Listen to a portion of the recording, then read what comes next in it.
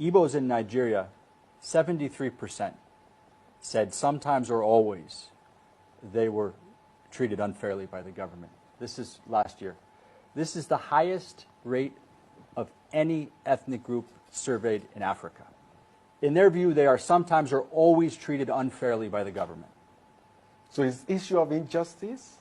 It is a deep grievance, and it's a disconnect from the Nigeria project, as was mentioned earlier. And I mentioned that number just to underscore the underlying grievance that has to be addressed. So amnesty is potentially part of a package, but the disconnect has to be addressed, and the Southeast is a core pillar of the Nigeria project.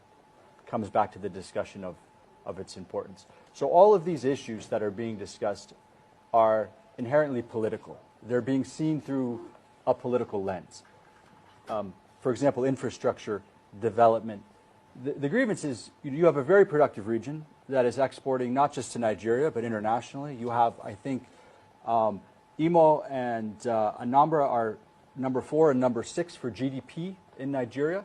And that was in 2021, which was a very violent year. So even amidst the violence, three of the 5 states in Southeast are in the top 12 for GDP per capita.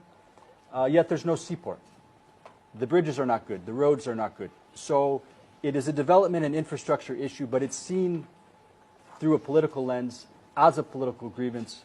The same with security, which is you have significant deployment of security forces, yet the perception is the DPOs are not from Southeast. Many of the officers are not from Southeast. They are not necessarily well-versed in the local context. And so they're not performing the role of community security in a way that they or other communities would expect. So that's a security issue, yes, but it's also perceived through a political lens. And it's the same with federal appointments and involvement in governance. So these are development, these are policy, these are economic issues, but they're seen through a broader political lens that they're not being kind of fairly adjudicated. And I think that's really important to underscore. So amnesty as part of a package may be a solution, but the underlying grievances have to be addressed with an understanding of the political perception, how the infrastructure problems, how the economic problems, how the security issues are perceived politically, and what it means to have a more representative involvement in those efforts from a Southeast perspective. Yes, it has to be a multi-stakeholder approach. The sensitive issues have to be addressed, and there needs to be involvement of the key stakeholders as this initiative is doing. That being said, in contexts like this, you might not move everybody over. You might not convince everybody. But where you make a serious effort and where you provide legitimate avenues, you will see a significant reduction in popular grievance that draws down support for extremism and makes it very difficult to operate. So a multi-stakeholder approach doesn't immediately solve all the problems, but it changes the trajectory, and it moves a lot of the public into using or trying to use the legitimate mechanisms again, as opposed to staying on the sidelines or even supporting extremist activity. So it's where you need to start, and it's the direction. His name is Santiago Stocker. He is the former country director of International Republican Institute in Nigeria.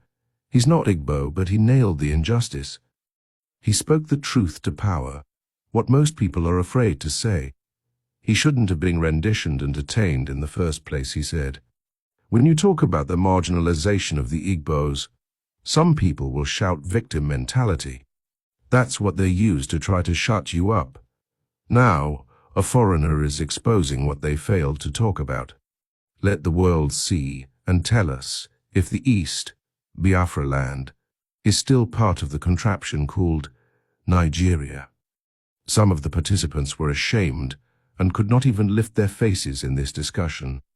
They couldn't believe that a foreigner could say such things. I'm Igbo, and proudly Igbo. The night can't stop the sun from rising. Thank you, Mr. Santiago Stocker, the former country director of International Republican Institute in Nigeria, for bringing to light the injustice against Igbo people in the Nigerian project.